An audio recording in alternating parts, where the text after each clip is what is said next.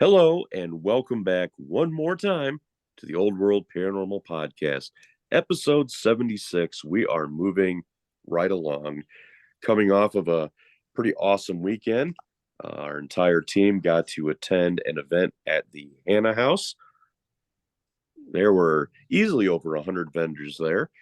We saw some familiar faces, met a lot of brand new ones, had a wonderful time. The weather held off. It was a little rough going there at the beginning. Thunder, lightning, the whole shebang. But ended up being a perfect day. We had a great time. And then we came back. And the following day, yesterday, Nick and a couple members of the team went and did a residential investigation. We had a family that was reaching out for some help. And so they were able to get to that location and gather some information and see what we can do to try to help this family out. So that is the current OWPS project at the moment. And hopefully we'll be able to find out some things and ease their minds a little bit, let them know what's going on. So one of three residential cases. Yeah, one of three. We do have a couple more upcoming, but that was the first one. So we'll see what happens with that. But today we have on somebody that Nick has been looking forward to for a long time here. He was really excited. Yes. He was really excited that this person decided to come on the podcast. I don't want to say a complicated individual, but let's just say a well-decorated individual who is why would you even say complicated? Involved in a lot of things. What's that? Why would you say complicated? Well, my life is complicated. There's a lot to him. There's a lot to him. So we are going to welcome to the show Father Kenneth Torres. Now he is in charge of the Solomonic Order of Saint Michael the Archangel, where he is the chief exorcist. So we're definitely going to get into that. He's a Marine veteran with a background in counterterrorism as well. So that's also very interesting. And of course, to tie it all off, he is part of the Warren Legacy Foundation. Our listeners are very familiar with that. And if you are a new listener and you are not familiar with that, please check into that because it does involve the Warrens, who, man, wish they were still around today. I think this field would be a whole different place if they were. But definitely 100% check into that. Yeah, 100% agree with that, Sean. Yeah. So please welcome to the show, Father Kenneth Torres. Thank you so much for being with us tonight, and we are going to have a fantastic discussion, I think. Yes. Thanks for having me on, Nick, and thank you for having me on More Than Famous and Corbin Bentley. It's a pleasure being on these shows. For lack of better terms, still say that? Yeah. That's fantastic. Nick found me interesting, so because I'm an interesting guy, I'm on the show, apparently. Yes. Where to begin? There are so many things that we're going to begin by changing my name from More Famous and Corbin Bentley to my actual name. Oh, that's great. Good job, Sean. Thank you very much. Thank you, Corbin Bentley. Well, let's just start with a little background. Obviously, at some point in your life, the paranormal side has connected with you, and then led to your now younger years of being in the Marines. First of all, thank you for your service. Thank you. And then now being a father, yep. Not the kind of father most of us think of. I was like, wait a minute. Yeah, but pretty interesting story. Actually, Nick, since you brought that up, Nick, I must ask. Now, normally, like I was raised Catholic, of course, and with priests, they're not allowed to get married and things like that. The order that you were a part of, is that similar to that, or is that different, where you're allowed to be married and things like that? So yes, so with the Solomonic Order of Saint Michael the Archangel, we are an independent Catholic ministry recognized by the Vatican under the Utrecht Council, which allows a different expression of a Catholicism. And that simply means that we don't necessarily think that the Pope is infallible, and we follow a certain set of rules. And so we are allowed to be married. We are in alignment with our Orthodoxy brothers. So yes, we are allowed to be married, which, Okay.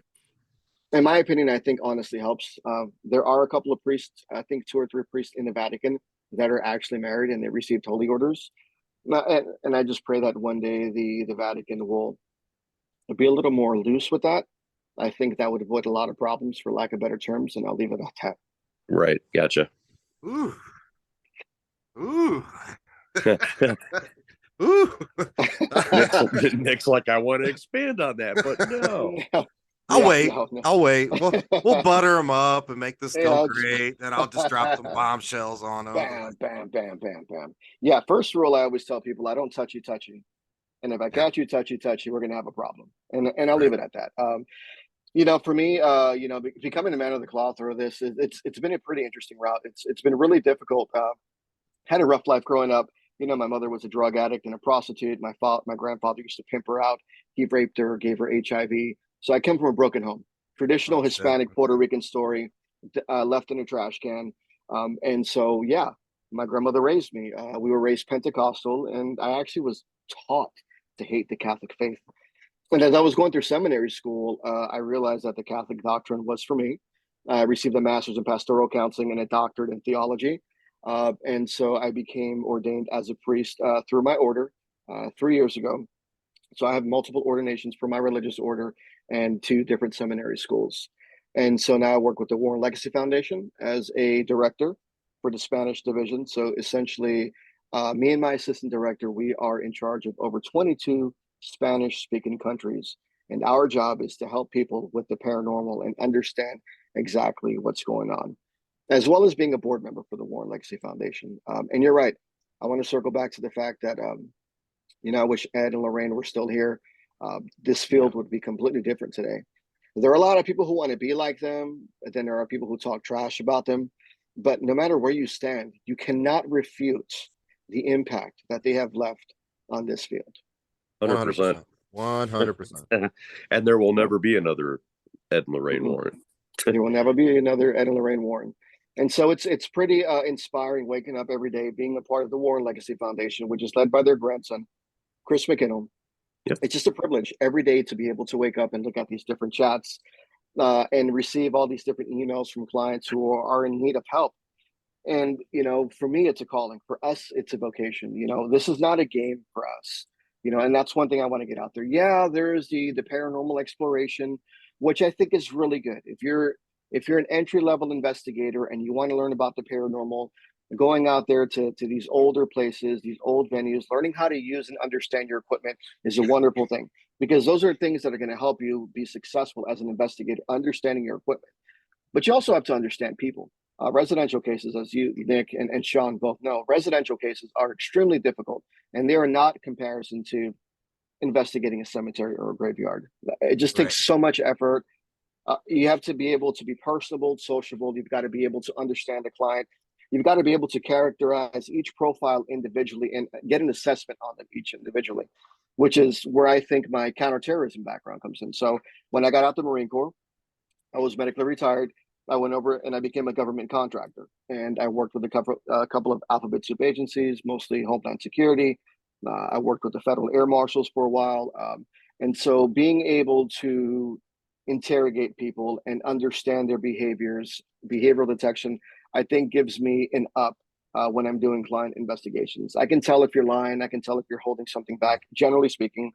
But as I get older and I become more spiritual, that I tend to not to think like that. It's more of a Right. compassionate thing, and being able to dissect what the problem is. What's your history? Have you been abused? Sexually, physically? Have you been using drugs? What's the history of the property? Do you have a mental illness? There's a lot of things that you have to take into consideration when you're doing these investigations. And with the Warren Legacy Foundation, there are other groups out there who are wonderful as well. But the Warren Legacy Foundation, we are just trying to set a standard when it comes to ethics and morals. And I think we're laying down a good foundation.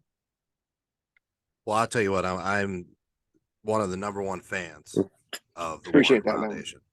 Appreciate that. I loved Ed and Lorraine Warren. I to me, getting into the paranormal, my time came later than them. Lorraine was still alive, but I don't know. They are like some of the founding fathers in the paranormal, and I agree with a lot of things Ed and Lorraine did, Yeah. but I also disagree on some of the things they did. And that's okay. That's your prerogative. Yep. We don't always have to agree with what they've done. And even Crystal mentioned it himself. He goes, there were certain things that their grandparents did that he didn't agree with. And so what we're doing is we're not trying to be Ed and Lorraine Warren. Right. We're using, their memory, their case studies, their knowledge, and we're expanding on it. Which is Correct. why when you Yeah. look at our logo with the Warren Legacy Foundation, it encompasses so many different belief systems. Diversity is one of the things we pride ourselves in with the foundation. We have so many people with so many different backgrounds: Christian, Catholic, pagan, Wiccan, scientists. We have psychologists, we have chemists. These are all things that I think will definitely set us apart from other organizations. And so we are just trying to set a standard, and we're not trying to be like the Warrens, but we want to Right. embody their memory and their history and be able to let people know these are our roots. This is where we come from. But guess what? This field has changed a lot, and there's always room for growth.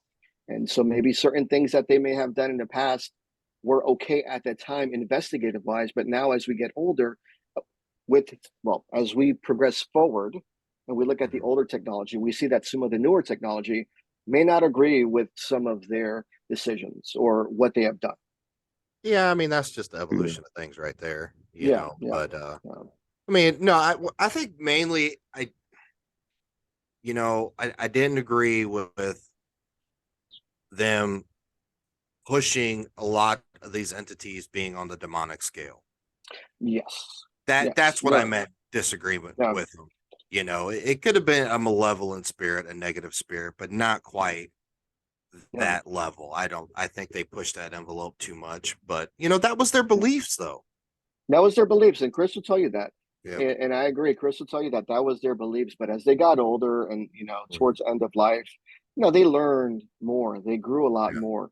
And so they were more open and susceptible to certain things around them that maybe at one point in time they thought was demonic, but realized, hey, you know what? There's another way to approach this. This Yeah. might have been something different. Yeah, I agree with that, man. Talk we had about an opportunity. We had Chris McKinnell on the podcast at one point, and he had a lot of insight into what Ed and Lorraine did, and kind of laid everything out on the table for us. And I was shocked he said some of the things he said, to be honest with you, but kind of left it open for interpretation, which is great. But yeah, they definitely have set a standard, and like we said, we could say it a million times. If they were still around, this would be just so different. But unfortunately, things evolve, things change, and they'll continue to do so. And right now, we're in that time where things are starting to move in crazy directions.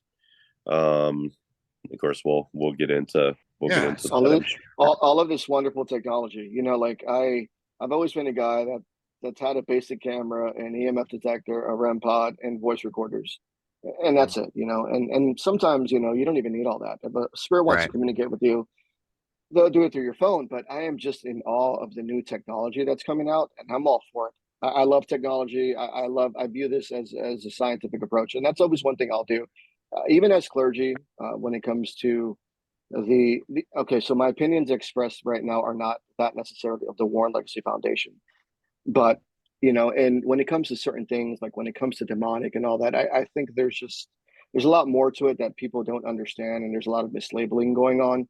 And so I definitely think that this technology that we have now these days can help us, but I've always have to remain skeptical regardless. As an investigator, as clergy, oh, my whole absolutely. thing is you have to be skeptic. That's your number one tool.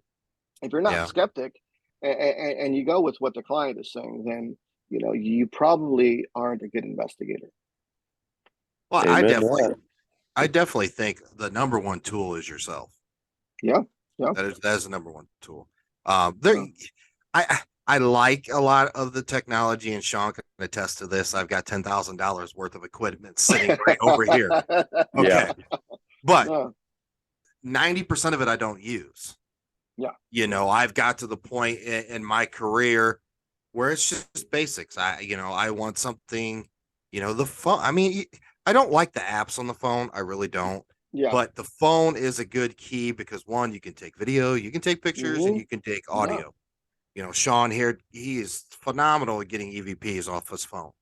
Yeah. But I like, obviously EVP recorder. I like something that we can interact with, like a REM pod. And the simple fact is that will tell you whether or not it's something residual or if it's something intelligent. If it's something, if you're getting intelligent responses off of it, like hey, give me one specific color, and it gives you that specific color.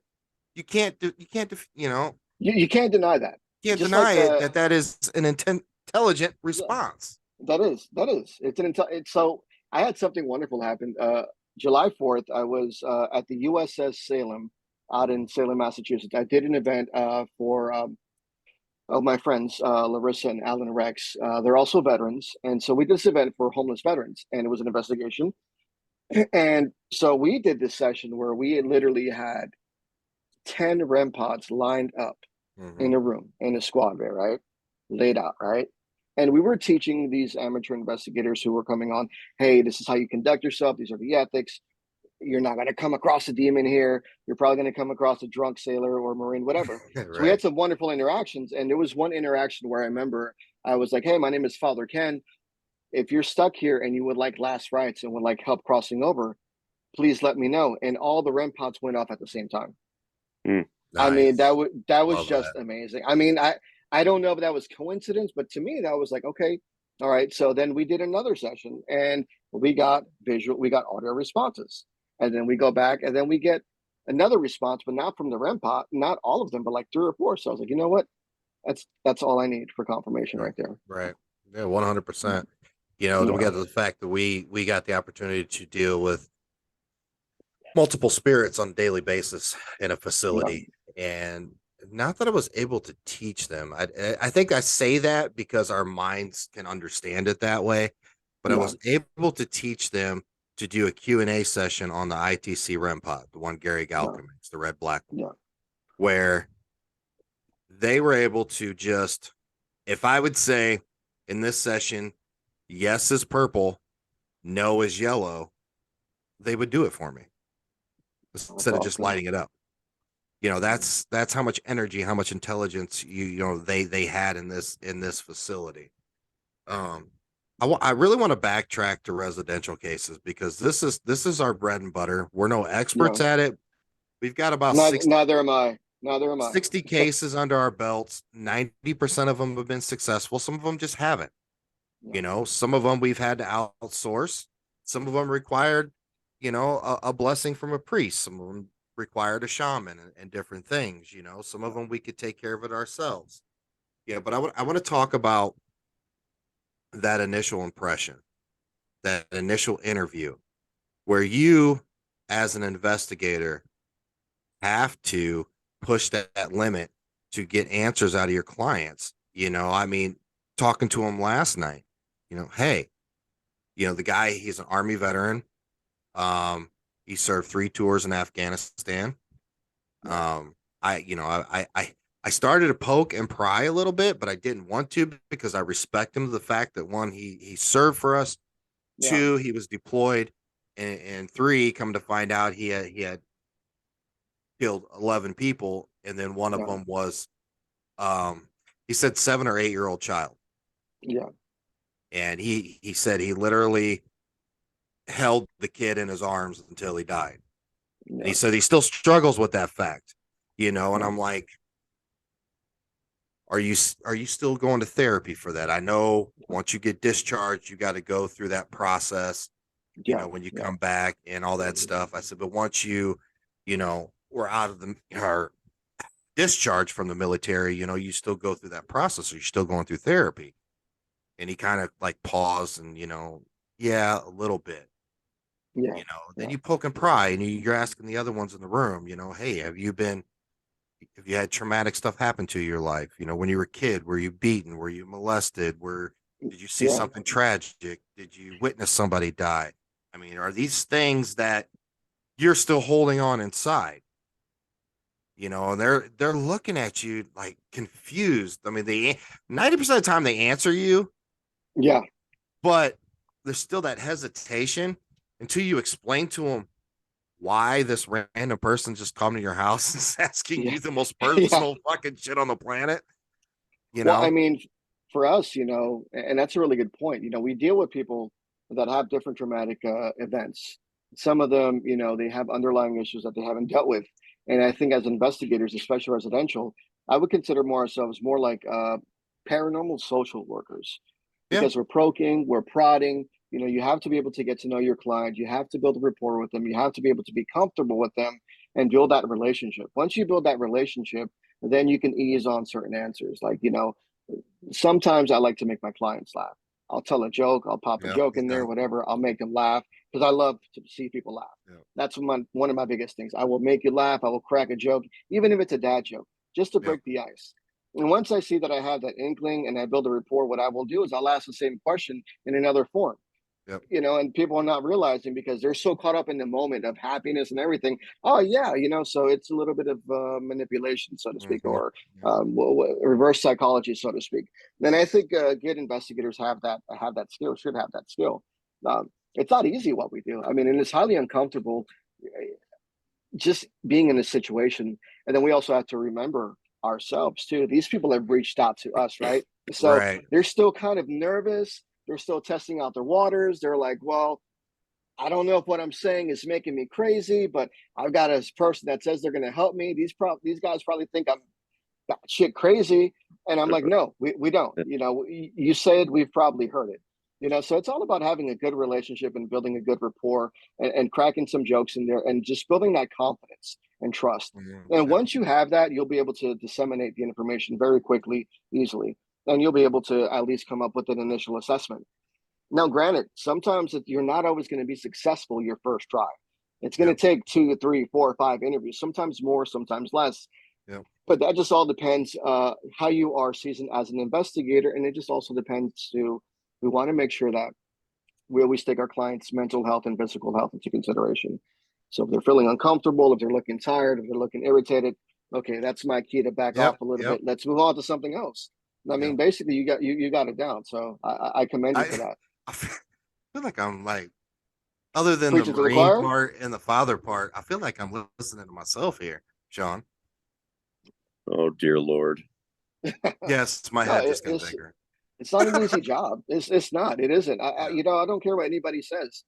Dealing with multiple personalities, and I don't mean the illness. Dealing with different people, adults and children, it requires a specific skill, and it requires a certain set of maturity.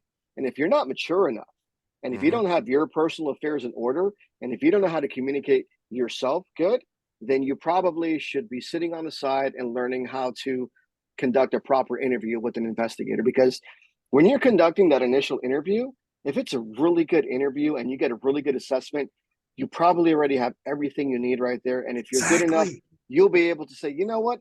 I know what the problem is. Guess what? Because the last thing, people, the last thing you ever want to do is go to someone's house and set up equipment. That is a last resort. Setting up equipment and doing an investigation is a very last resort thing. Yep. I mean, yes, we want to get answers, and sometimes the answers you're not going to get it through the interview. So yeah, it may require a home visit, but if you can avoid that home visit and be able to successfully assess and determine what's going on the initial interview, then that is a successful case right there. Yeah. Honestly, that's just now you know just why kind I've of been stalking validation. this guy for so long, Sean. Well, I'm listening to him talk, and I'm listening to things that you've said, and I think what he's saying is kind of validating the methods that Old World Paranormal uses. Yeah. So I think it's telling us, hey, things are being done the right way, and that's Like I said, there are a lot of great teams out there that aren't part of the Warren Legacy Foundation. And if you guys are handling your cases like that, kudos to you. I'd like to be on your team and help you out one day too. I mean, I'm all about I was just in Texas last week. I was helping out Bayou Paranormal Society, some Mhm. content creators that I met on TikTok. They wanted me to go with them. We went to the Wilson County Jail in Floresville, Texas, and we were there. And I was assisting some investigators, and because I have experienced, one of the mediums went into the Estes method, and I knew exactly when to pull her out. You know what I mean? Mhm. Because of the experience, you can tell by the interaction that something not friendly was taking over her. So that's Mhm. when to pull them out. So what I'm saying though is experience, experience, Oh experience. yeah. And the That more you conduct these investigations, look, I failed so many times. I'll be the first to admit, okay, I'm not a perfect person. I've made mistakes on cases. Thank God, not detrimental, but cases I've made mistakes on where I've maybe asked to forget maybe I've forgotten to ask a question, or maybe didn't see something that was inherently right in front of me, and I completely bypassed it because I got caught up in a moment. So, as right. an investigators, we also have to make sure that we are mature, we're professional, and we should never get caught up personally with our clients. And it's hard to do that because we're humans and we're compassionate, and that's Mhm. second nature to us. A good investigator is going to have compassion. They're going to have some morals. They're going to have some ethics. But I caution people as well. In order to avoid these crucial mistakes, we also have to learn how to avoid getting personal attachments with our clients that we serve, because if we're no good to ourselves, then we're no good to them. 100%, man. 100%. I I initially will do a phone interview, and I'll kind of get an assessment. I'll ask a few questions, see what I get a feel over the phone, but then I will set up an actual personal interview. And I Yeah, do that because for a few reasons. One, I want to feel the energy and the environment in the house. yeah, Two, I can run an EVP recorder and a video while I'm interviewing. yeah, And three, it's a lot harder when you're face to face with somebody, looking them in the eye, yeah, saying so.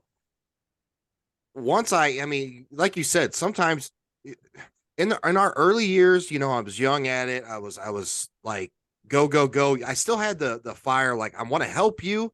I'm gonna yeah, do whatever it takes, but I still had some selfishness where I'm like, well, we have to investigate. yeah, yeah, yeah. And that's Now I'm natural. like, not now I'm like, if I don't have to investigate and we can get from point A to point D, like straight line without B and C, let's just do Yeah, that, you yeah, know? yeah. So it comes with maturity, it comes with experience. I do the same exact thing. So initially, so like especially with the Warren Legacy Foundation, when we conduct interviews, it's normally one or two directors, and then we'll have maybe two or three members from that region, and we always involve our members in the investigation because if they want to work that case, we ask them, and they get assigned to it, and so we work it.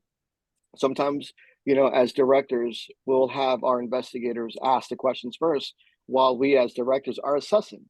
I'm looking Mhm. for assessments. I'm looking for bodily behavior. I'm looking for activity in the background. I'm looking for weapons. I'm looking for needles. I'm looking for like that back mug that has a weird handle on the back corner under your sign on the second shelf down. I'm looking for your Boo Marshmallow Man that's sitting on the shelf behind you to see if it's moving. I'm looking for little things like that, very detailed oriented. The way Right, your door opens at a certain time and it has a certain creak to it, which you have to oil up. I look for things like that, right. and so those are important attributes to have as an investigator. Does it?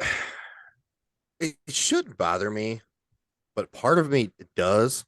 The fact that I run into so many paranormal teams, and you strike up conversations with them, and then I get to the point where I ask them, like, "Hey, do you guys do residential cases?"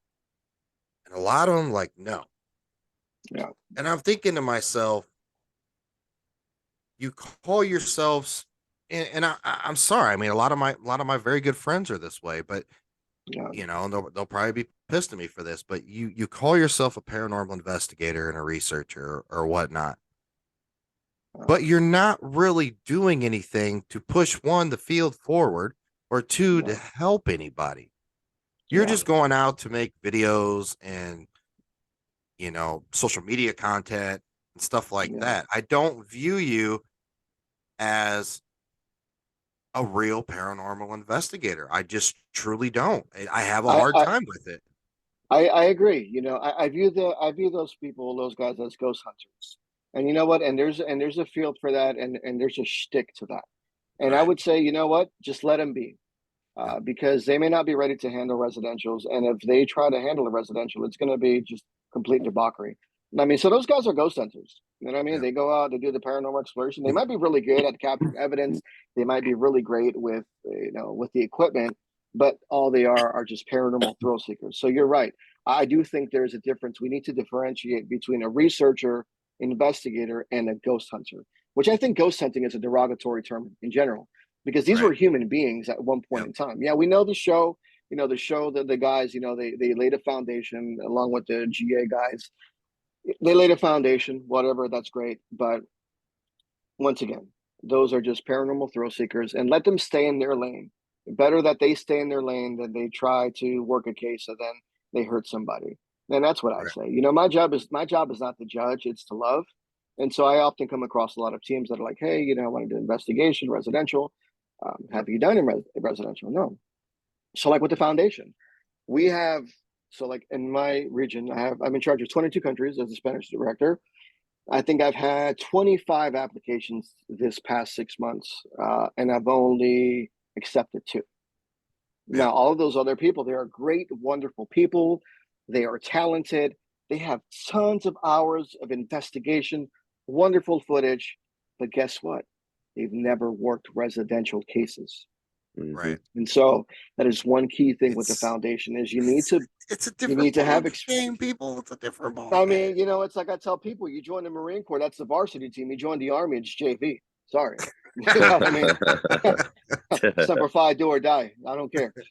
I got buddies who are Army Rangers who want to be Marines, and I love them. It's all, inter-service rivalry, but that's the comparison that I would make. Right. It's Right. it's like,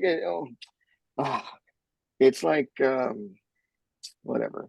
I'll leave those guys out of I mean, it. I know you're a man of the cloth, and you love everybody, but you are human. So Of some course I'm things human. do have to bother you. You know what? I get irritated all the time, every day. Yeah. I wake up and I look at my Facebook feed and I see a lot of things, and I'm like, Lord have mercy, because I'm about to take off this collar and I want to go off on somebody. But then I have to realize, no, I respectfully try to have a good social media presence and lead by good examples. But I've also told people, if you're wrong, I will give you the knife hand and I will keep you personally accountable in front of everybody. And if you don't like it, too bad.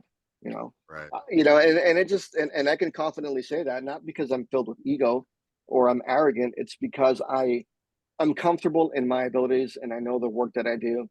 And You're I confident. mean, I'm confident. I mean, I am a doctor of religion and I have a Yeah. master's in counseling, not to throw that out there, but I think I kind of know what I'm doing. Right. And the one thing that Nick, forgot to mention too, when it comes to the residential cases that Old World Paranormal does, is that Nick started this group to help pay it forward because Yeah. of an experience and the help that he received personally. Yeah. Yeah. So it wasn't like, oh, we'll do some haunted locations and maybe we'll go to some people's houses. That was not it. This was Yeah. done specifically to help people and to Yeah. pay forward what was done with him. So, it's for us as a group, this is holds a special It's a place in our it's a hearts. calling. It's a calling. That's Yeah. what I simply call it. It's a calling. It's a vocation. You've dedicated your life to servitude, and that's what I feel like my background has led me to. It's been a life of servitude, serving my country, serving the government, serving people. And I'm really grateful for the opportunity that I get to mix and mingle with other people from different teams and on social media and learn. And Mhm. every time I do these interviews, I mean, it's just a humbling experience because I get to be with like-minded individuals who do the same work that we do and who hold the same standard ethically and morally when it comes to these things. And I'm sorry, I do have a traumatic brain injury, so if I stutter a little bit, it's my brain injury. Oh, you you're know, fine. yeah. Uh, I'm you not a I'm know, not a Jordan Peterson. I don't come out as eloquently, but yeah, I'll give it to you straight. That's how we like it. Give it to us straight. Yeah. you'll see us on TikTok and Facebook at big famous haunted locations going live, and we're having fun. Yeah. You want to know And there's why? nothing wrong with that. There's nothing wrong with it because one, there's no outcome. I don't have to do any work. It's just going to have fun and see if I can get some, some interaction there and show it with everybody else on social media. But what people Yep. don't understand, and they truly just don't understand, is what we do behind the closed doors. And same with yourself. Here, And yeah, yeah. And you right hit the nail now, on the head right there. it's the paranormal. I keep saying every year it's the highest it's been, and then it seems like next year it just keeps getting more. You're seeing more and more people on a social media platform, especially like TikTok and stuff, that have never been in the paranormal field, but they're like, "Oh my god, this is so popular. We can Yeah, do what they're doing," and then they clickbait it, put demon on their title yeah. just to get you to watch it, and it has nothing to do with it, or they're just running around like idiots, screaming and yelling, saying they're going to attack Yeah, I was demonic watching beings. a YouTube series of a group of individuals who used to be on Discovery Plus, and they had a title. Yeah, I guess you know who I'm talking about. And Uh-huh. I was waiting for the demon to show itself, and the It only took jailhouse. a few episodes I don't take a few episodes, but until they even got to that it. word, the word demon, in our religious order is separate because our religious order, we do things from a religious standpoint, but we also make sure that people go through psychological, mental evaluations. And if anything, we've got to have evidence, man. We've got to see you Oh yeah. levitating, floating, to even consider demonic, even infestations. People confuse demonic entities with negative energies. There's a saying, excuse the French, Padre, if you're an asshole in life, you're going to be an asshole in death. And so when you die, your spirit is the same way, right? And so we have free will. And some other people of the faith may not agree with me, and that's fine. You can stick to your narrative of only scripture, but science and my research has shown me otherwise, that there are spirits out there that are human and they are jerks. And there are humans out there who, you know, they're upset that you moved into your house, you moved into their house. They're Yeah. upset that you moved their furniture. And so they're going to cause little ruckus. So how do we get past that? You get yourself a good psychic intuitive, you conduct an investigation, and you make sure you rule everything out naturally. But folks, it's not demonic. So the statistics show you'll only come across 0.1% demonic activity. 0.1%. Let's put this on the table and let's really talk about this, Father. Yeah. Please tell our listeners what a true demonic being and how fucking terrible they are. And they really, really need to stop clickbaiting this stuff because it's horrible. It's So, horrible. And I actually just released a book several months ago for paranormal investigators. It's actually a small pocket book that I wrote for paranormal investigators to have in their go bag. Demons are highly rare. You probably will never encounter one in your life. And if you did, you would know. You would probably crap your pants. Okay, first things first, demons do not live in abandoned homes. They do not live in abandoned buildings. Why? Why would you think they live in abandoned buildings? They don't. They have Nothing to better feed stuff to off of. do. They have better stuff to do. They have more torture, more pain, and discontent to conduct around everywhere else. So you might end up getting a demon. You might, if you are conducting a Ouija board session or some sort of spiritual session that may attract some sort of negative energy in the nearby area. So you may be talking to Uncle John, but then you are a person who is mentally ill, mentally sick. You shouldn't be on the investigation, and you have no grounding, no protection around you at all. Guess what? That's a freaking beacon. It's radar, it's chump, it's shark bait. And these guys are going to know, oh, we got some investigators out there trying to talk to Uncle Tom. But guess what? It's my turn to cause and wreak havoc. Folks, I'm sorry. Let me interrupt you for 1 second here because the timing of this is perfect. Literally, as you're talking, I get a YouTube notification. Project Fear. Did a demon speak to us through the obelisk? That's their new episode. That's what I referred to. Are you earlier. freaking kidding me? I'm dead serious. I just got the notification just now. That video just went up. Yeah, Project Fear. Gosh. They switched direction. But anyway, sorry, I had to mention that because the timing couldn't have been more perfect. I mean, to encounter a true demonic entity, it's something of nightmares. It's something you can't even imagine. It's unfathomable. It is a horrendous feeling. There's a difference between feeling a negative energy and something that's inhuman, that latches on you, it grabs onto you, it destroys your life in many ways you can't even possibly imagine.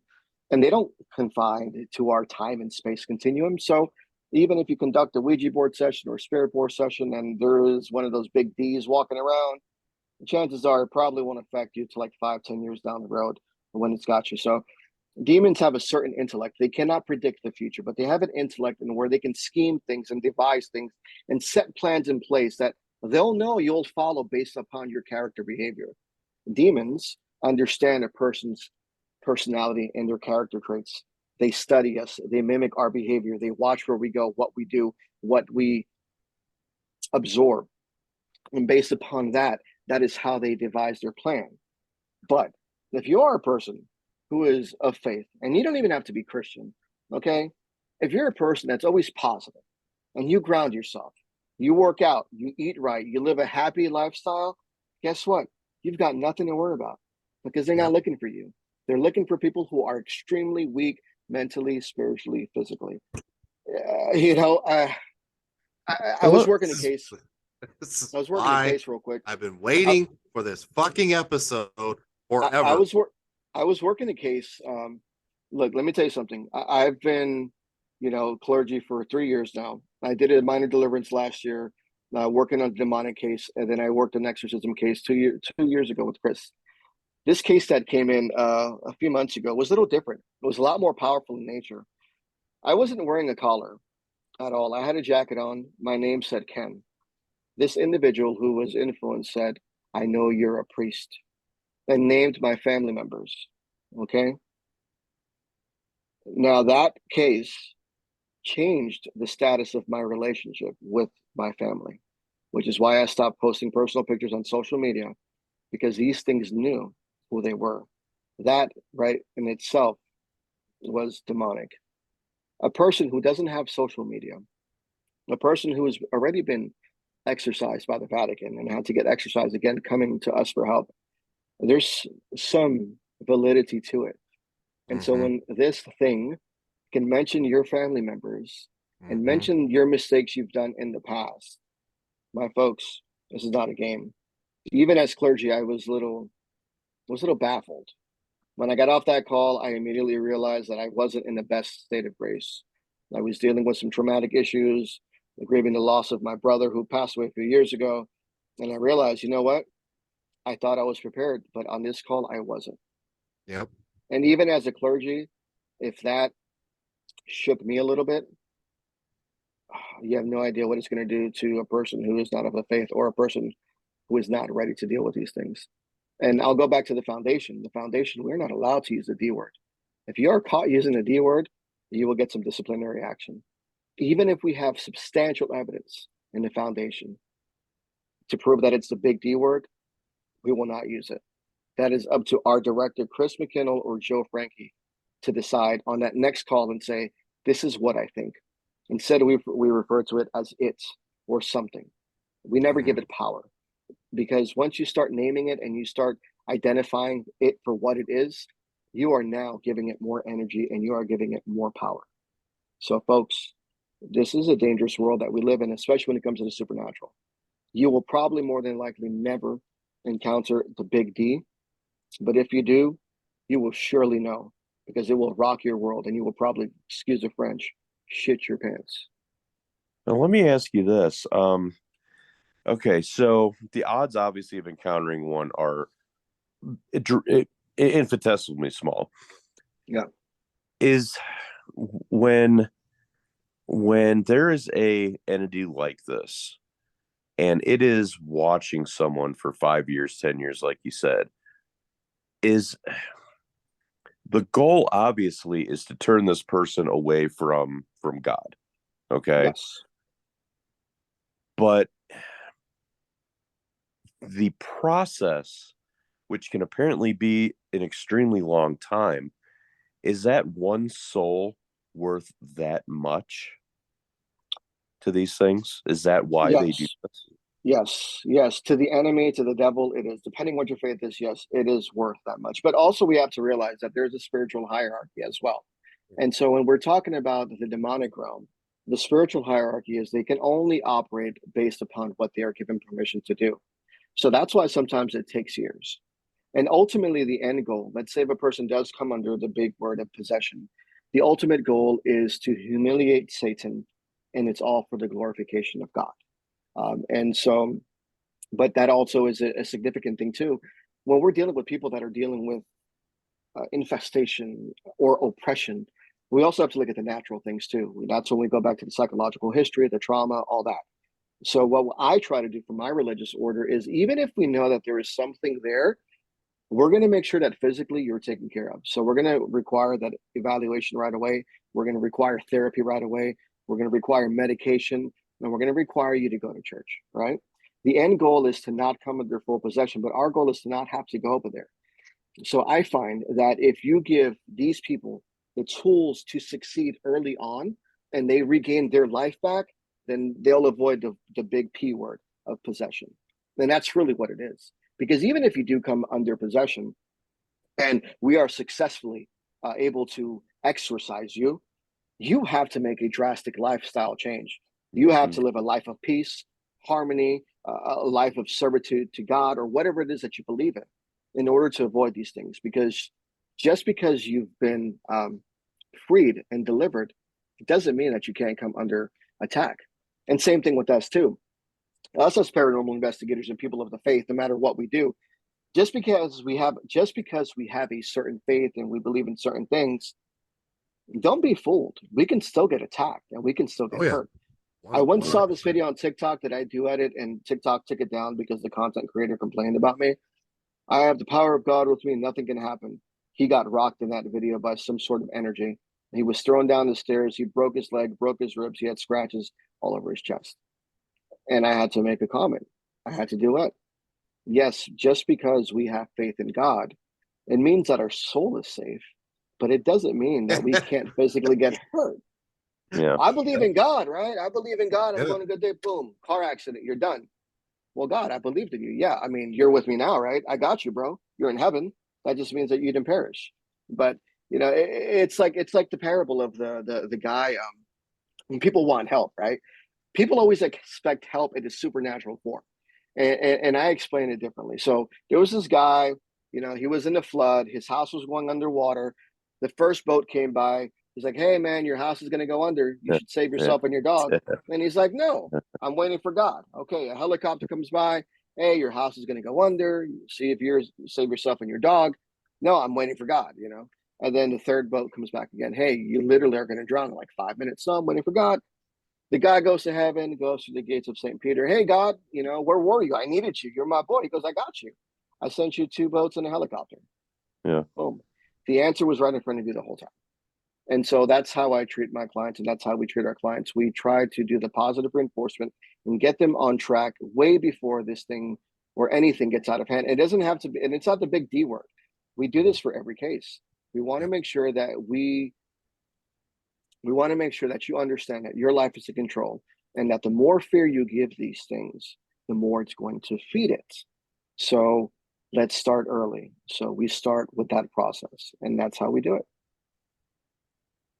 I think the number one rule for any person that wants to get into the paranormal, either you're a weekend warrior or, YouTuber, or if you're an actual paranormal investigator, if you are not mentally right, don't do it. Don't do it. Because and you got to know when to step away. You will be the first one that will have issues. And you got to know when to step away. The whole demonic issue, and this is what really, trips my trigger, is you're right. It takes a long time. And I tell people all the time, their MO is not to come into your house and knock on the walls and make footsteps up and down your hallway. Their MO is not to stand at the end of your door as a shadow figure. Their MO is not to do all that. That they have bigger fish to fry. They want to slowly Yeah. integrate themselves into you, Yeah. control your mind, control Hmm. your path through life, where it doesn't go where your soul and your path was intended to No. go. Yeah. And they can certainly manifest themselves as shadow figures, They but if they could. can, but if they can get you right off the bat, then that's it. That's it. And sometimes I think a lot of people misunderstand, ultimately, each demonic entity has a different job, and it's to ruin and to destroy your life. And that doesn't necessarily mean possession. Mhm. I think people have a misunderstanding. Well, there's a demon that wants to possess me. No, if there's a demon, chances are it may not want to possess you, but if it can get into you, that's a win for it. Right. It just wants to cause harm, wreak havoc on you. So, yeah, we have the manifestation part, where things start happening. You start sensing things. Then we have the infestation where you get sulfuric smells, glasses, cups start exploding, re-imploding, getting back into place. You start hearing mimicking in voices. And then the oppression part, when it's like it's a voice in your head Mhm. constantly talking to you, blah, blah, blah. You think you're going crazy. And then ultimately what ends up happening is, oh, leave me alone. And it's like, well, I'll leave you alone if you let me go inside you. Okay, boom, take over. Boom. And that's it. It's won. You never make a pact, or you never make a deal with the demon. And I hate using that word. And Chris is probably going to kick my butt because he's probably Sorry, watching this. Chris. No, Sorry, but it's Chris. we try not to use that. But I'm speaking from a clerical standpoint. Right. And even then, within the foundation, it's like it's a touchy subject. It's just like that word has been thrown around so much like candy, and everyone eats it like popcorn on a Sunday night at the movie theater. It's ridiculous. Because right What now about it seems tulpas? What sexy. about Yeah, what about tulpas? What about egregores? What about people who have psychic abilities and not know it? You know what I mean? And they're self-manifesting these things around them, creating these anomalies in their environment. We have to think about that as well, folks. The mind is a powerful weapon, okay? And so what you might think is something supernatural might be of your own accord. Are you stressed? Did you suffer a loss? Yep. You can manifest. Yep. And there are people who have psychic abilities that don't even know it, that later on in life they discover it, which is why the foundation does so great. We have a psychic support group in English and in Spanish to help people understand these things. Because, folks, not everything is supernatural. It may seem supernatural for other people, but for us, if it's within your own accord, you can control it, and we'll help you. Yeah, we talk quite often about the human aspect into the paranormal. And when you're sitting down talking with a person and the person has gone through so much traumatic stuff in their life, so much Hmm. oppression, nothing's going right. They've had paranormal experiences their whole life, starting when they were early teenage years, 12, 13 years old, especially females, and Hmm. I tried to explain to them like this. You come into your house and you and your wife are constantly fighting. You're Yeah. blowing negative energy back and forth to each other. Okay. Yes. This energy starts flowing throughout the room. Next night, you have another fight. More negative energy in the room. It's just swirling to the point where now it's like, I don't know, created a tennis ball. So you Yep. have this fistful size of energy just chilling in the corner of your room. And you Yep. guys argue for the next Hmm. 6 months constantly. And you're Yeah. just feeding this and feeding this and feeding this negative energy in your house. Some point, all of a sudden, yeah, weird stuff happens. You go downstairs and your door is open, Yep. or it closes behind you, or something flips over. Well, now Yeah. what you created is all this negative energy in your house that's been going on for so long has now created its own like entity. Yeah. You've essentially created your own life force, some entity. It's just like the Phillips experiment. I'm Yeah. sure you guys have heard about Yeah. that, right? Yeah. I mean, it's amazing what the mind can do. And energy is real. We know through science, we know through grammar school that energy is real. Energy can affect energy. We have kinetic energy. We have different types of energies that can manifest. I mean, so the globe, the Earth, it's energetic in itself. The atmospheric ball is energetic. So we are nothing but energy as well. So we also have to take those things into account, folks, because we can't always label everything demonic. Mm-hmm. And that's why you have to be a really good investigator and be able to discern what's really happening and what's going on. Once you go from point A to point B and you rule out the natural solutions and you can't find it, go to someone else and Mhm. see what their explanations are. So, as a rule of thumb for me, if I can't explain it, I have colleagues. Hey, Right. I need help. I don't understand this. This is what I've ruled out. Well, have you tried this? No, I haven't, which is why it's really good to have a good support system and understand and have different people with diverse backgrounds to help you try to solve the problem. Because the last thing I want to do is go into a house and investigate. I don't want to do that. Right. I love my clients. I love helping. Maybe years ago, the thrill of, oh yeah, I get to set up my equipment.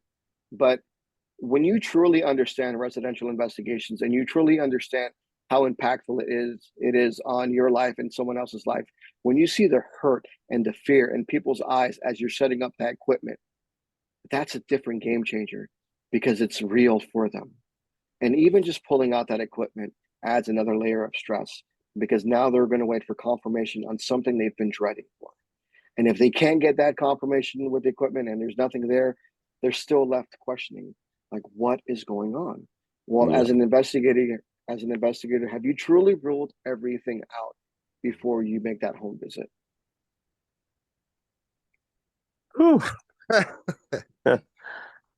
So the whole religious aspect, we sit there and ask them, and they always pause. If they pause, it's because they're not an active in whatever religion or church. And I'm like, okay, well, are you a Christian based background, this, that? And they're like looking at each other. I'm like, then I finally spit it out. I said, I don't care if you're a Satanist. Yeah, I don't care if you're no, witchcraft, Wiccan, Muslim, Jewish, Catholic, yeah, Christian, whatever. I said, just what do you believe in? Is what I'm yes, getting at. I said, I need yes, to understand that. I need to understand yes, you and your yep. thought process. Because that And changes the approach too. It does. It does change the approach. I would be arrogant, and egotistical to say, well, I'm a Catholic priest. I can go inside a person who practices Islam and conduct a ritual. No, I can't. No. Because a lot of these energies, too, are manifested by culture and religion.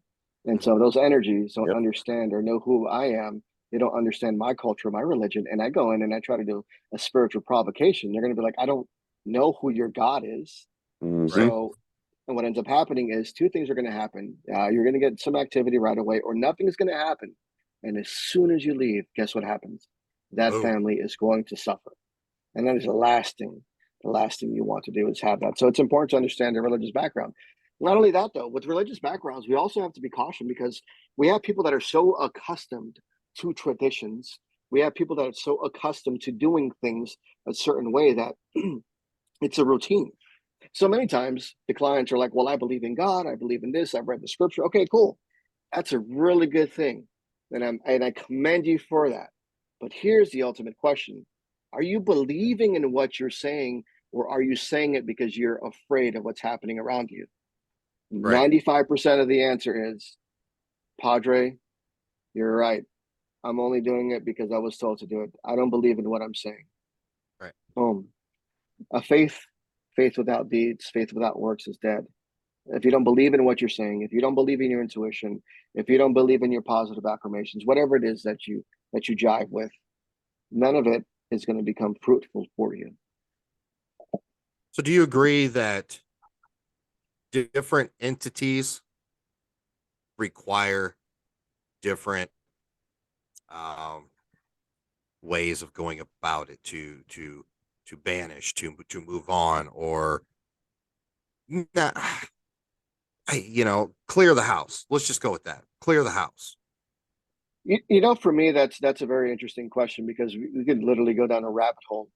I think for me, the most important thing, it's about setting the intention, being positive and being respectful and being able to identify what's going there. I think once you have those three key elements, you should be able to successfully clear or cleanse the house, so to speak.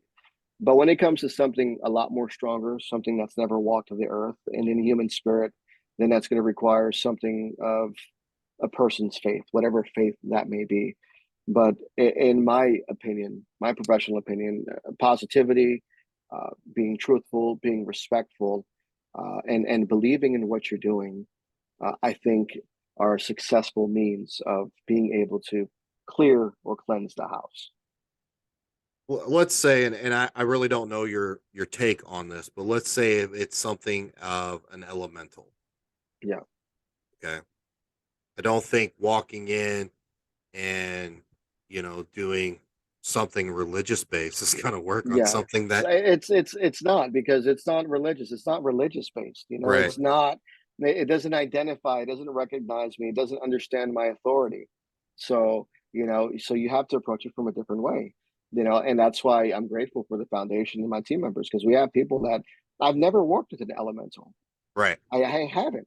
So to sit here and give you an answer on that, would be dishonest of me. That's why I have a lot of friends a lot of colleagues, coworkers who understand these different types of entities, and they have experience with them. And I'll say, hey, look it, we've got this. Oh, you know what, Padre? It sounds like an elemental. Oh, okay.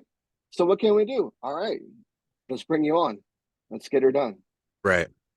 100%. We I've talked to many clients that would reach out, and you'd have some emails back and forth or some text message, phone call, well, whatnot. And they're like, well, we decide what we're gonna do is, we're just gonna go ahead and bless the house. We're gonna say some Our Father, some Hail Marys, and throw some holy water around. And I'm like, oh, okay, cool. So you figured out what was in your house? No, I mean Well, no. that might work. I mean, I'm not saying it wouldn't. It might work depending on Yeah, I how mean it's true their intentions are. But I mean, it's a case by case scenario. well, that's what I'm getting at. That I mean, Yeah, you don't know what's there. yeah. So how do you know that's going to work? I mean, go ahead, yeah, try it, but it, Can I say something real quick before I yeah, forget? One of the biggest things that I hate, it's not that I hate, is when you have other teams that come in and they already make an assessment. And now the client calls you and said, well, I had this team come in and they said it was this. So now it's this. Now they have their narrative in their head. Or when you have clients that self-diagnose the problem. Well, based upon what I've seen on TV and what I read on Google, which is a common answer that I get, Google said that this is a fairy. Oh, okay. How'd you know? got How do you evidence get of rid of it. a fairy?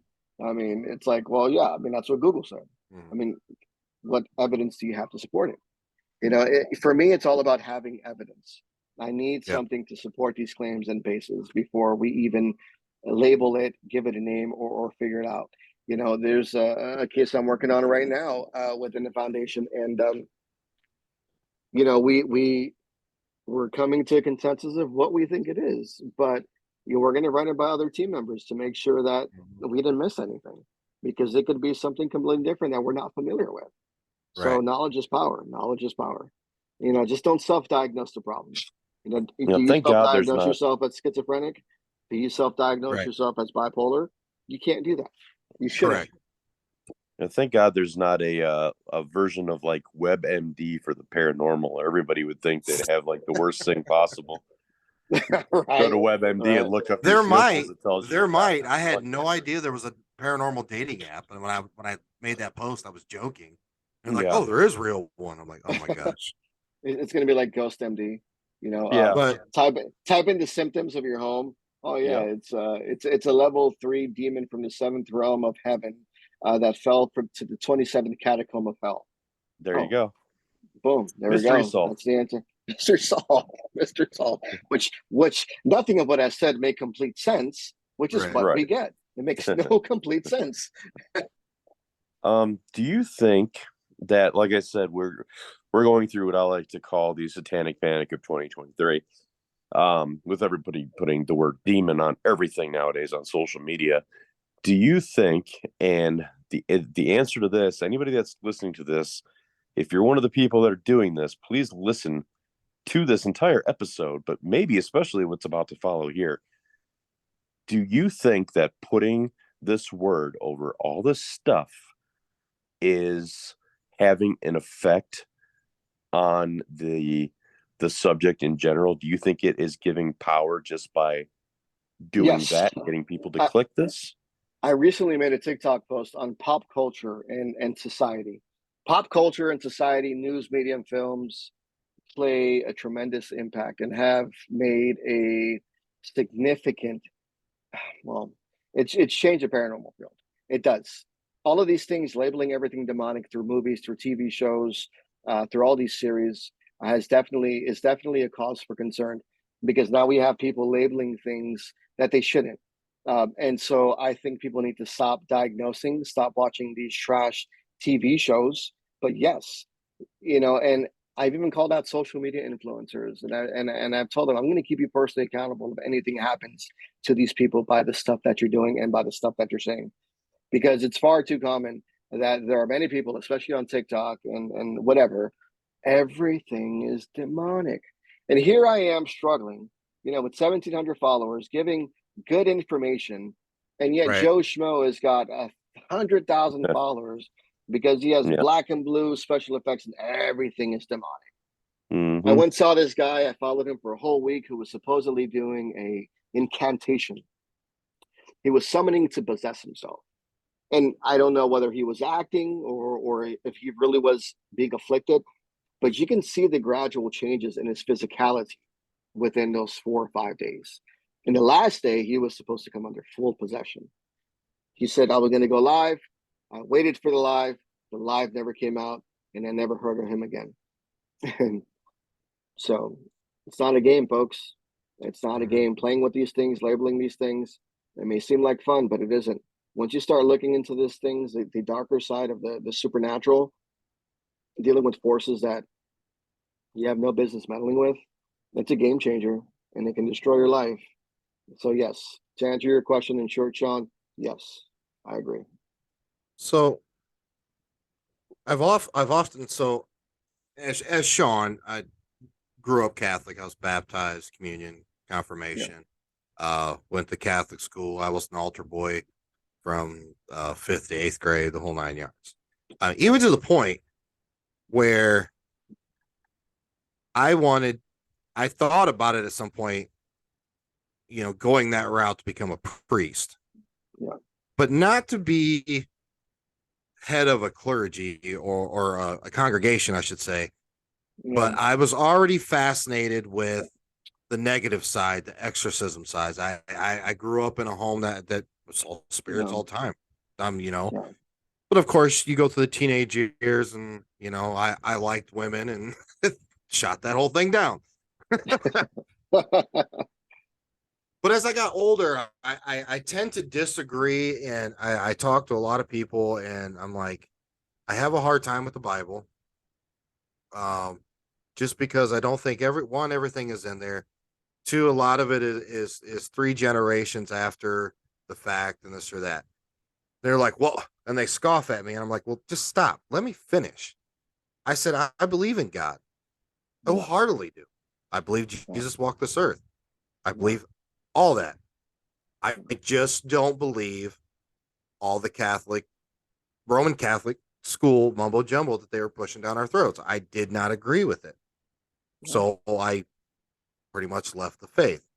And it led me to going down rabbit holes and trying to understand this once I got back into the paranormal.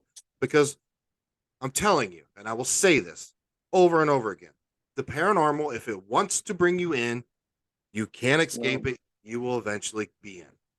I Yeah. tried to escape it for so long. Eventually drew me in. But it led me to more of energy. We are our souls. We are energy. We are part of this universe. It led me to being, the dimensional beings, multi-dimensionals. We live in a 3D dimension. We live in, as the next one that we level up to is 4D, is 5D. The more I got into it, I don't believe the heaven and hell perspective. I really Yeah. don't believe in the hell perspective at all. Yeah. If I would say if we're in hell, we're already here. It's the Yeah. lesson you come to earth to learn. That's your hell.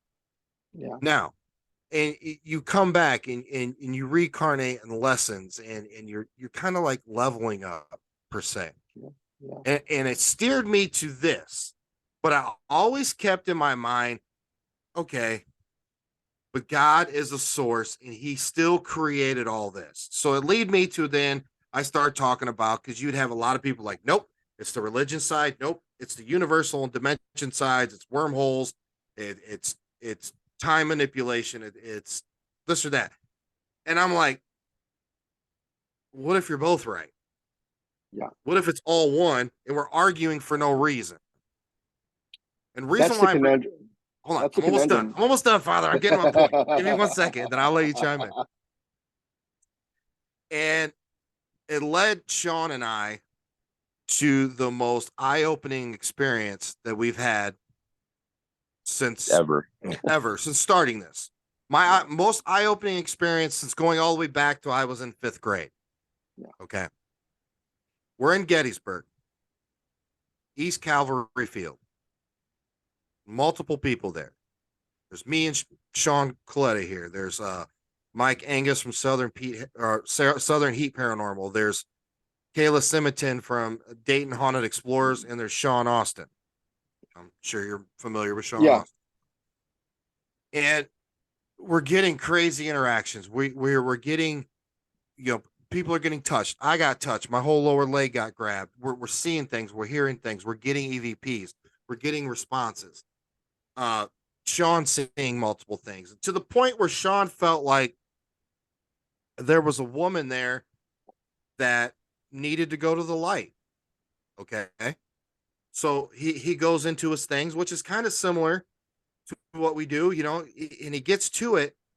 And we have a video out on this because now we never went to purposely film this.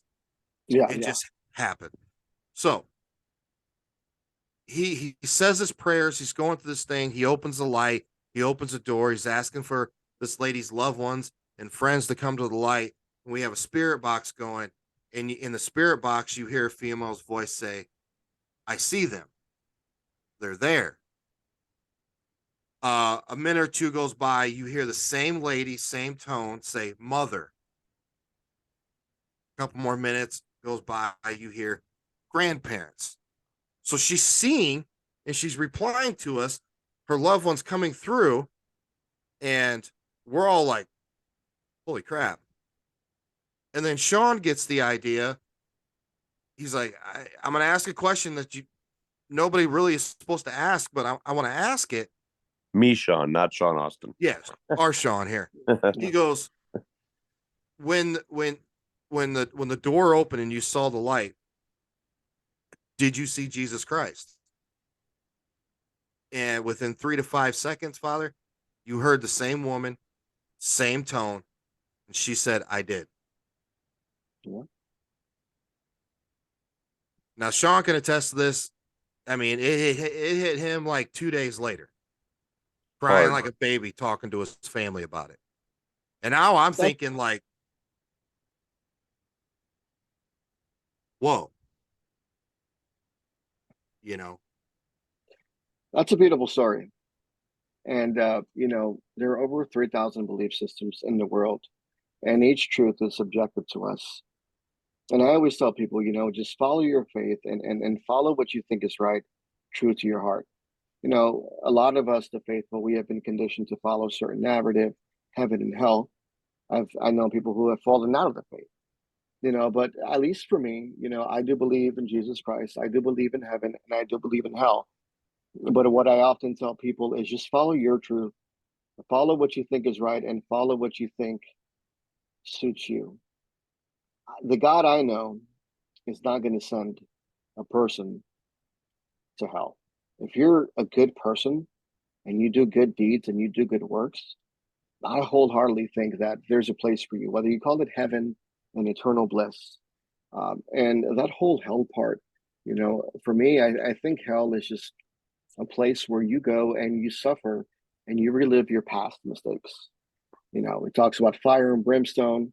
Those can be metaphors. I do believe there's a place like that. But, with such a beautiful story like that, it leads you to also think the devil, whatever, can be a deceiver. And there's all of these little different things around us and all of these different sciences and all of these different theories that we can dive into. right? All for what? Probably to distract us from the truth that the truth is that there is a heaven and there's a hell. And as much as we don't want to accept it, it's there. So all of these different truths may be subjective to you, but are they the right ones? Right. I always tell people, I follow my path. I believe it's right. One day when I die, I might be wrong. So just follow your own personal truth and follow what your convictions are. Like I tell people, I'm not here to judge. I'm here to love you. If you find your peace and your happiness in doing what you do and believing in what you believe in, I wholeheartedly think that when we die, when you die, even if you don't believe in the same God that I did, I think that you're going to go to heaven because you're a good person, and I'll leave it at that.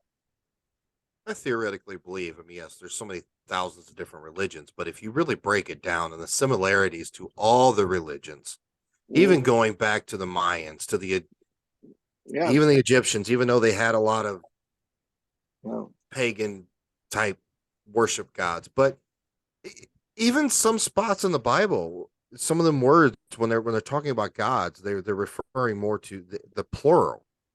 Well, yeah, I mean, God doesn't deny that there are other gods. We talk about it in the Ten Commandments. Thou shalt have no other gods before me, for I am a jealous God. Now, was God literally referring to other gods, or was he referring to ideology of money, women, riches, and fame? So that's Right. all subject to interpretation. But I personally believe that God was acknowledging that there are other gods out there. And maybe, I'm not trying to offend anybody, he probably is a more powerful God than they are, which is why he's jealous. But if you choose to believe and worship those gods, then you do so at your own risk. And Well, the risk might be a wonderful reward. Don't know that. We don't know. We don't. you think about it. There's a hierarchy in the lower world. There's a hierarchy Yeah. in the angel world. Yeah. There Well, it's might just like be. there might be. It was just like I've spoken to friends many times, and this is completely not theological or ecclesiastical. This has nothing to do with religion, but it's just my own personal thoughts as a human being. I've always thought, I believe that there are other worlds out there. I believe that we're not the only human beings in this planet, in this universe and galaxy. What if Jesus Christ is the God of this world and they have their own other gods as well in their own other worlds? What if the God that created the heavens and the earth has assigned different gods to other worlds and Jesus Christ so happens to be our God? And Right. whatever, Ra for the other. Who knows? I don't know. I don't know. No, that's an interesting take, and it's interesting coming from somebody of the cloth. Yeah, yeah, Now yeah, I know that you're not the Roman Catholic yeah, faith. It's a little different, but yeah. you're still recognized by the Vatican. Yes, yes. So when you're talking about the concept of going to hell for eternity, if you do something bad, you're a sinner. You're going to hell for eternity. Yeah. So if you break that down, and it is kind of fear mongering a little bit. It is. It is. The It's concept of time is only for us humans. mhm. There's no concept of time once you Yeah, move on. there isn't. There isn't. There isn't. So you You think know, of and, eternity in the aspect of time, correct? yeah, that's a long time. I mean, without end, just continually. And that's a scary pickle. And the one thing too, I always try to live my ministry in a way and do my ministry in a way where it's not fear mongering, because I've been guilty of that as well. Growing up in church, going to church because I was afraid of going to hell, or if Right. I didn't give my tithings, I was going to go to hell. And a lot of those things are fear mongering. So there's this book that I was reading while I was in formation in seminary school, and it is called The Good and Beautiful God. It's by Smith. Check out that book, The Good and Beautiful God. It's a formation book that I recommend for my deacons who want to become priests. And this book actually breaks down the concept of God and talks about the God that Jesus knew. Prime example. There was a point in time where Jesus was walking through the city and there was a man who was disabled, and they asked him, Jesus, is a man like that because his family was a sinner? And Jesus replied, no, it's all for the glory of God. God, Jesus, are you sure that that man, his family is not a sinner? That's why he's disabled. And he goes, no, it's all for the glory of God. So Jesus right there is confirming that And he already knew that there are going to be false narratives. People are always going to put out false narratives and think negative things when it's not the truth. And so this book challenges you, and it challenges everything you know about your faith, to know the God that Jesus knew, a loving, encompassing, merciful God, not the God that has been taught to us. There's a big difference. Yeah, as You you know, as I know you're saying things in a certain way, I'm trying to do the same thing. I don't want to overstep in certain things I want to say, but Yeah. it's like I would rather hang out with people that say I wholeheartedly believe in God, and I try my hardest to walk like Christ did, but I fail quite often, but I Oh, yeah. never go to church. Yeah. I'll be like, you are my kind of Yeah. people. I understand you. You have to be like that, and you have to be honest. It's like I tell people, just because I'm clergy, I struggle every day, and I have my own problems, and I suffer, and I have my own issues. And there are moments when I lose my temper. There are moments when I lose my bearing within myself here at home, because I'm human. There's this big misconception, and a lot of people try to fake the funk. Well, I go to church, I'm a holy roller, I pray, I read the Bible, I fast, I'm a perfect angel. No, you're not. No, you're not. You're far from perfect. And I tell people, I try not to put on the facade, because I'm not a fake person. I make mistakes all the time. I made a really big mistake this morning. I had to, do some fixing, and I had to reevaluate some of my mistakes, and I had to fix it. And that's how we have to be. But the good thing about it is knowing that we have God's grace with us, and that the Holy Spirit can guide us, to understand the mistakes that we've made and to correct them and fix them. Just because we go to church, or just, no, not even that, just because we believe in God doesn't necessarily mean anything. I believe in science. I believe in medication. I believe in pills. I believe in the moon. But what does that mean if you're not putting your faith into action? And you have to be able to understand, and you have to be willing to accept that you're not perfect and you make flaws. And so that's why, my ministry is always dedicated to helping those who are in need, feeding the hungry, clothing the poor, hanging out with the people that are less desirable in society, the way Jesus walked. I say things sometimes that people don't like, whatever. I don't care. Sometimes I may come out of pocket. I don't care. But I'm truthful, and I'm honest, and I'm passionate about what I do and what I love to do. And so I tell people the way it is, which is why I'm not famous amongst many TikTok clergy.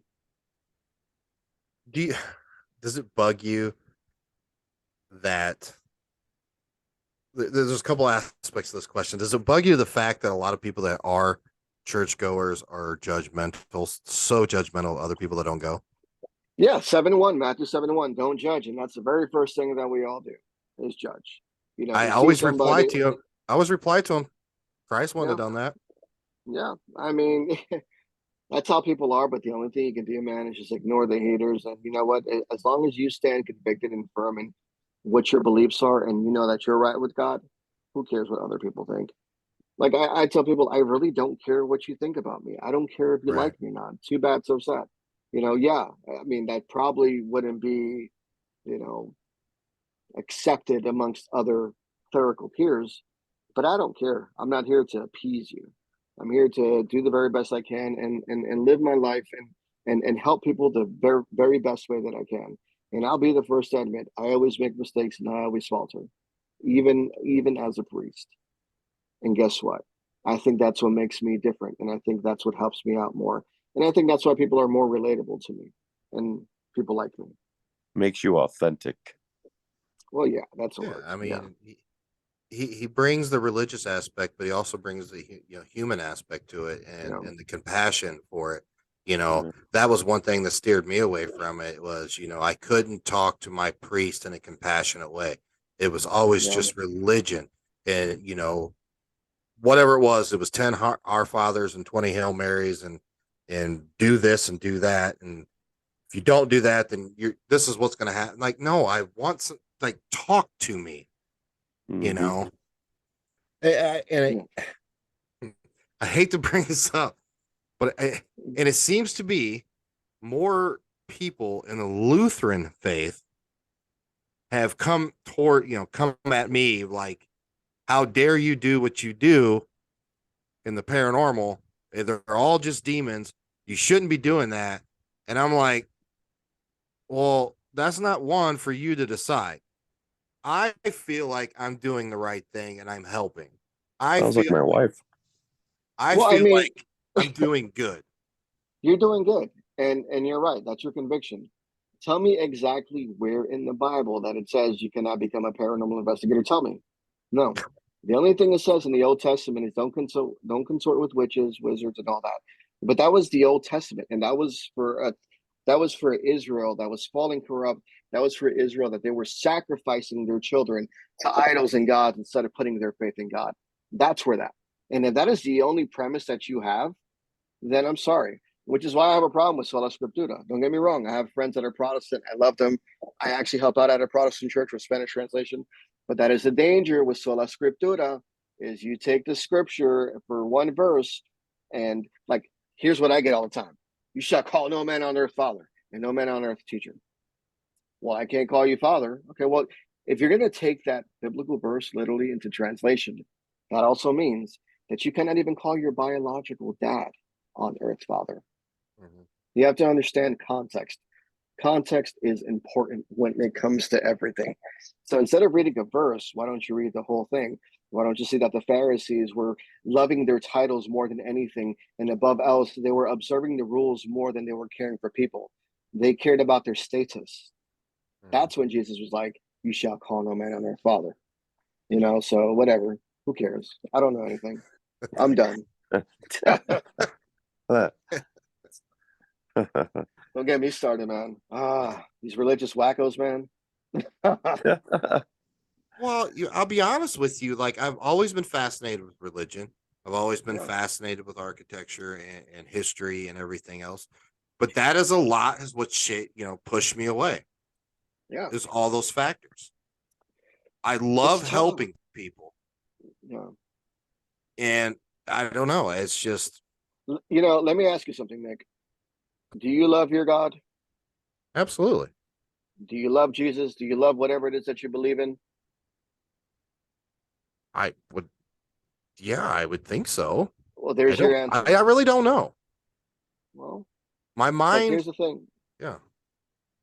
I was going to say, well, if you had positive confirmation and you were going to say yes, either way, as long as you are happy with what you follow and what you believe in, that's the most important thing. Don't let anybody tell you otherwise. Yeah, well, as a Christian, as a priest, I'm supposed to steer you in the right direction, blah, blah, blah. Everything bad, church, Catholic, good, go, hell, heaven, yes. No, bro, just follow your heart. Yeah. If you love Jesus Christ, if you love your God, that's all that matters. Who cares what anybody else says? I don't care. Out with the old and with the new. As long as you stand firm in your faith and you care about people and you have love, compassion, and mercy, and you live your life according to what Jesus was like, or if you live a Christ-like life of servitude, whatever, who cares what other people think, man? You do you. Because I guarantee you, based upon who you are and based upon this conversation and your heart, I know that there's a space for you in heaven or whatever it is. Because you're a good why person. couldn't you have been my priest? Most Precious Blood School in Fort Wayne, Indiana. It would have changed my whole perspective in life, Father. St. Catherine of Siena, Hammond, Indiana.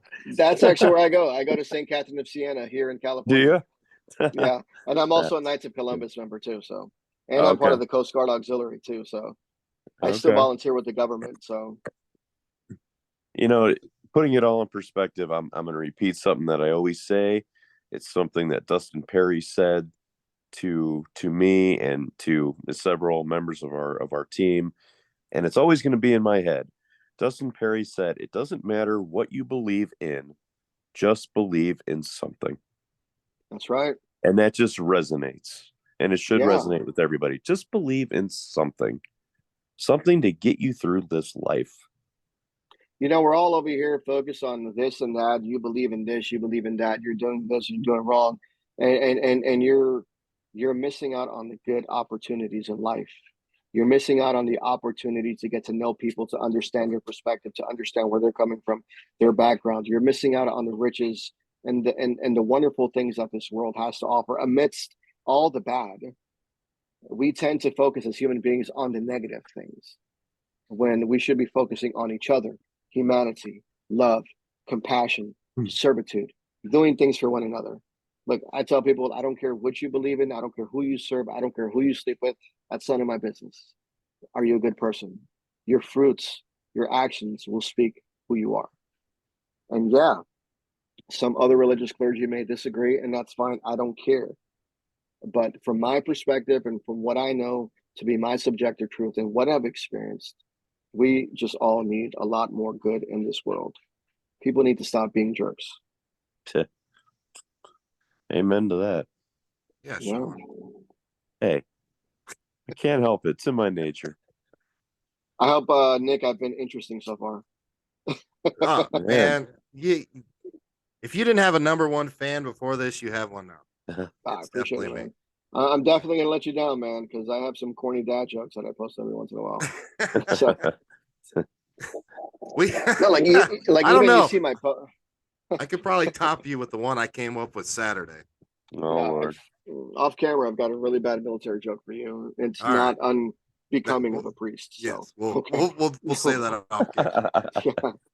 So Oh, I man, often come up with creative like little giveaways at conventions, Mhm.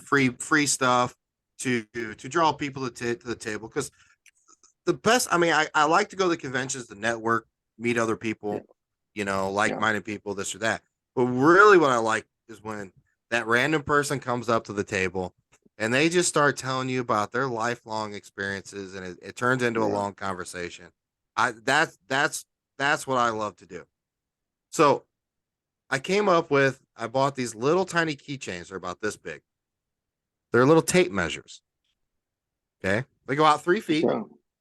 Just, goes on your little keychain, whatever. And I'm just sitting there and somebody's looking at him.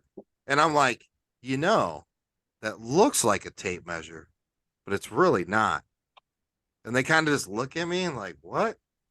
And I grabbed one. I said, what this is a ghost meter. You pull it out to see how far the ghost is away from you. The looks on people's faces all day, priceless. That's awesome.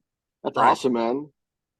Yeah, man. Interaction, and that's one thing. I mean, I've only done I'm going to be doing a Paracon here in Alameda. It's called the Gray Ghost Paracon on the USS Hornet. It's an old naval aircraft carrier. So I'm going to be doing that, and overnight. That's awesome. I did one last year in Plattsburgh, New York, called Dark Waters Paracon, which is pretty cool. Got to meet a lot of good people. I'm actually really good friends with two of the top Satanists here in America, Richard Lale and is it Rob? Richard Lale, the gentleman psychic. We text each other all the time. Good guy. I mean, I don't believe in what he believes in, but he's a good person. And we always have jokes. That's another misconception is Satanism. Well, yeah. I mean, because you actually have the Church of Satan people who are part of the Church of Satan, and you have people who are true satanic worshipers that, I mean, they do things that they probably shouldn't. I don't agree with. Those are the ones you got to be careful with. The true satanic worshipers that practice dark arts and dark magic. I'm against that. Categories. Yeah, I'm against that. I'm against that, obviously. But it's just about meeting people and networking. Like I will literally talk to anybody. I don't care who you are. You can be a Buddhist monk. I mean, the other day I was at an event with my wife, and I saw a little devil picture, and I sent it to him. And I go, is this enough blasphemy for you? He started laughing. He loved it. You know what I mean? That's awesome. So, yeah, I mean, I joke around like that, because, I don't always need to wear a collar. I don't always need to say I'm a priest. I don't, I don't even tell people I'm an exorcist. I am who I am. I live a life of ministry, but, I'm just a down to earth person, and that's how you have to be, especially in today's times. You can't be so theological. You can't be so canonized. It's a dangerous thing, because you're following a strict narrative, and you're not allowing room for self-growth. Once you follow a linear thought, a linear path, you are inhibiting self-growth. So as a doctor of divinity, which is what my doctorate is, a real religious degree, it encompasses learning about different religions and different belief systems and theology, which is a beautiful thing. And it gives me a little perspective on how to interact with other people and understand where they come from. I may not understand it, I may not agree with it, but at the end of the day, people are just people. And if you can have a good conversation with them, strike a friendship, that's all that matters. Well, it's always good to learn new things. Yeah. If you're not learning, then are you even, if you're not learning, then are you even adulting? Or living. Right. You know, so Got my dinner coming soon. So, all right.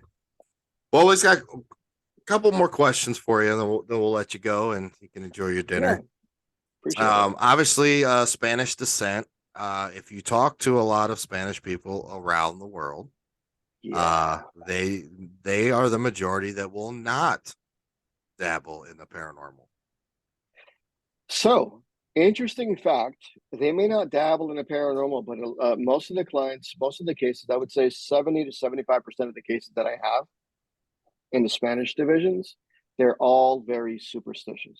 Traditional Catholic by faith, but there's a lot of superstitions around the world. It's pretty interesting to understand and to learn how superstition manifests itself in like Brazil, different from Colombia.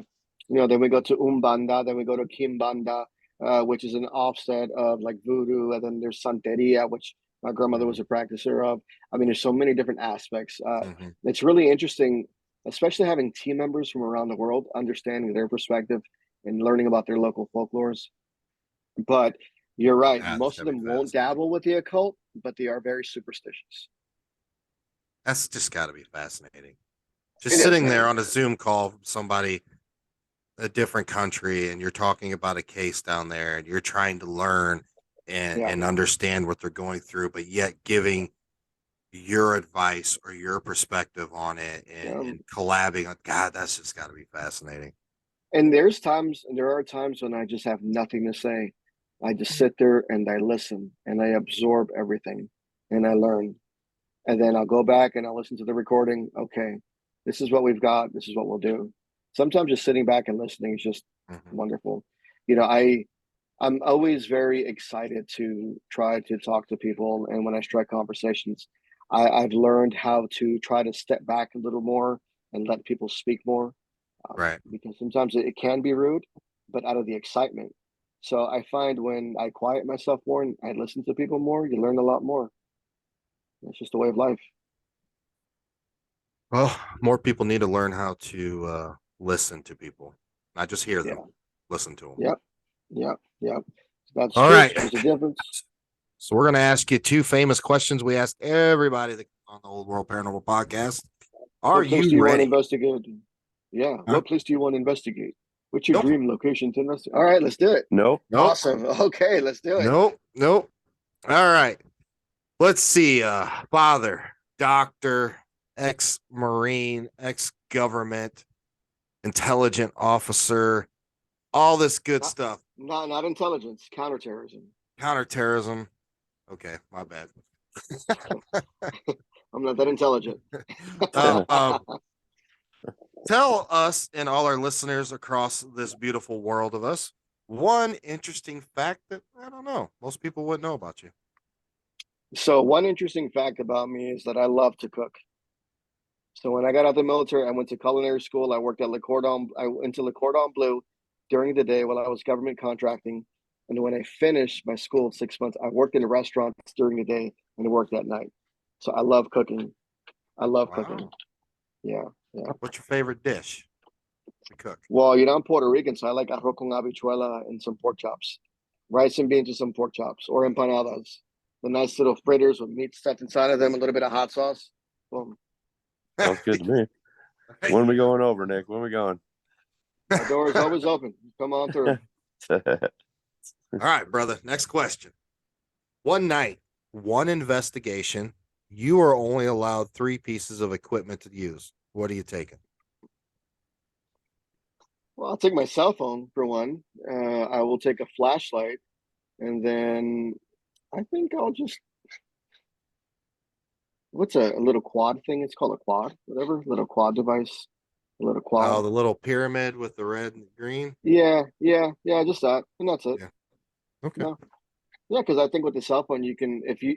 So the thing with the cell phone is a really good tool. So if a spirit's going to communicate with you, you'll be able to catch it on your cell phone. Mhm. And just in case of emergency, flashlight definitely, but it's got to be a red flashlight, and because I don't want to compromise.